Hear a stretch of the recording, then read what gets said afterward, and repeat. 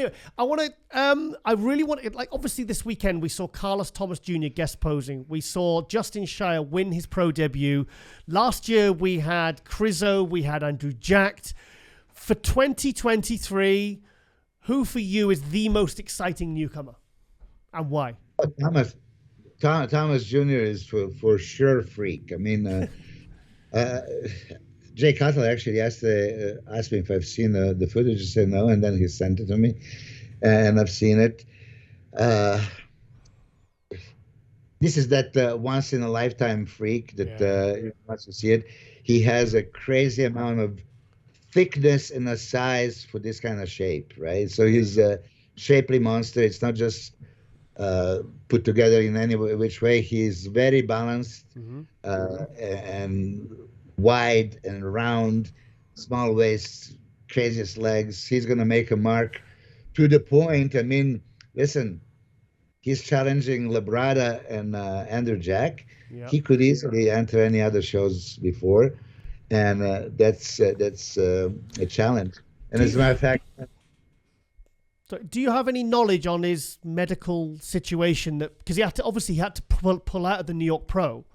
How is that going to? Do you know how that will impede him? What he has to do? Do you think he can get past this or work with it? Or I really don't know what his medical condition.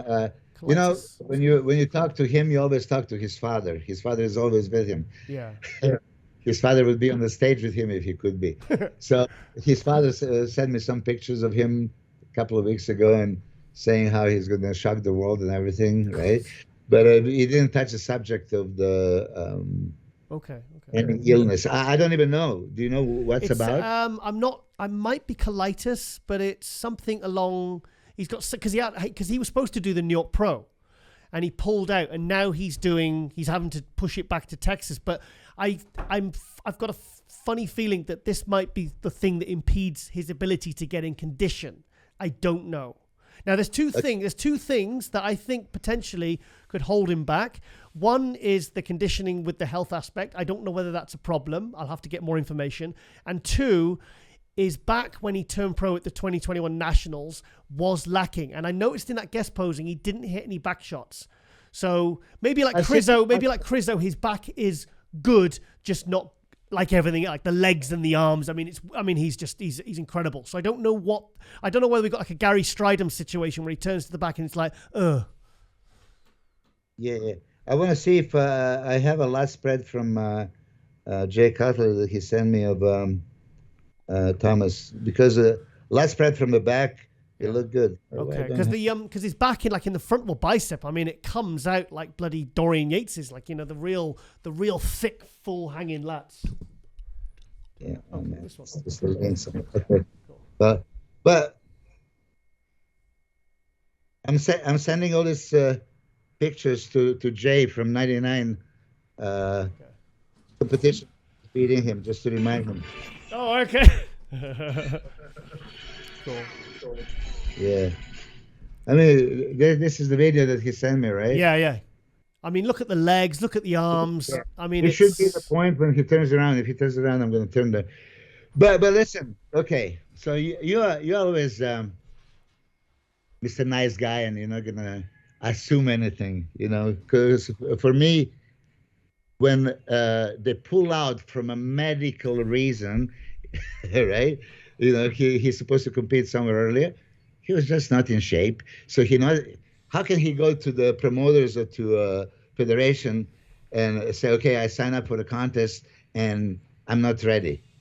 The only excuse has to be medical excuse, and then you come up with something. I mean, it's a possibility. It's a possibility, you know, because I mean, even when he turned pro, he still wasn't shredded.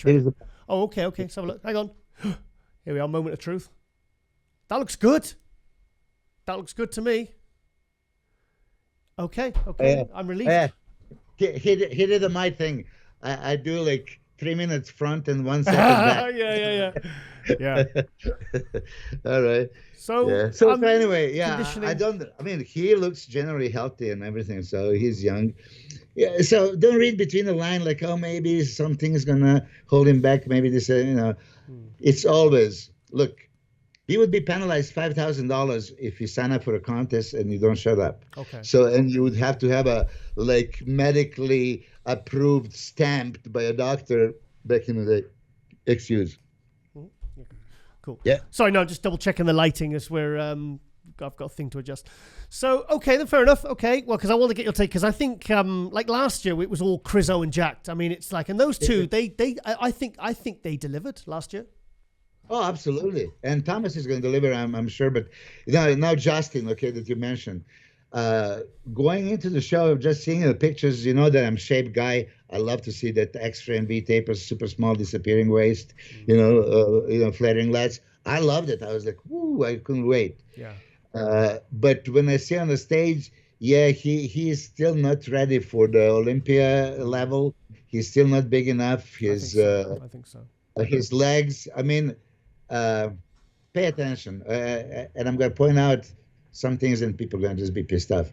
There is one thing when you flare your legs and you have the volume and cover the space behind you and make them appear bigger.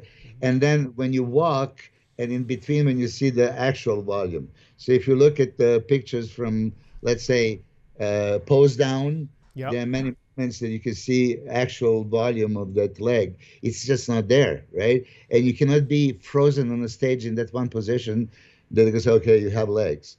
Actually, Max Charles just text, and he just popped in my mind.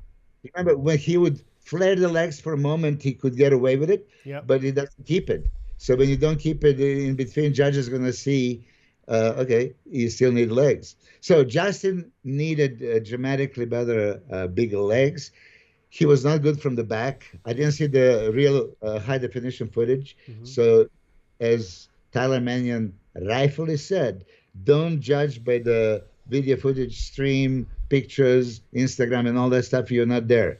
So, you know, on that note, I can't say anything that there was really bad conditioning. But in comparison to De La Rosa and Stanimal, he was losing back shots, right? And you know, when you lose to Stanimal and De La Rosa, and you somebody was pointing out he can be top 6 at Olympia. No. Well, that's not realistic. No, you know, even top 10 is not realistic this year. Not this year. No, I totally agree. You just said there, I had Max Charles on last week, and until he said he was working with you again. I was really, if you watched it, I mean, I was really, really happy to hear that you're working with Max, because what you did with him with the 2020 Arnold Classic when he took 8th and then he was 5th at the New York Pro. I mean, that, like I said to him, I actually wrote about it in next month's MD column. I'll send you, I will send you a picture of the what I've written. But I actually said, I was like, why? I wanted to say, like, why did you stop working with him in the first place? Let's not go over that. But I am just, I was so happy because now I think there's a real conversation for him potentially, you know, Klehar and Kamal for the Masters Olympia, mate. So thank you. Listen, I wish that Max was on a stage in the last 2 shows too. Right. I mean, I'm serious. You know. Oh, so Vancouver and Chicago, you mean? Yeah. I agree. Even a week after whatever New York, there was a Toronto show. Yeah. I wanted him to compete, but I guess he was told not to, so he didn't go. You know, at this stage of your career and this age, you don't have too many shows going. And when your body is already prime and conditioned, and Max is like this. You mentioned that fish and broccoli you didn't want to see, right, and eat. I didn't want to eat my foods, but, you know, we had to. Yeah. Max doesn't like to eat food. I mean, he would be the happiest guy if he breathes air and doesn't even eat. Right? Yeah. This is how he is. It's crazy. So he doesn't need much for that Haitian genetics. I mean, man, when he told me like his father looks just like him and doesn't even train, and you know, like that he has the worst genetics in the whole family. You know?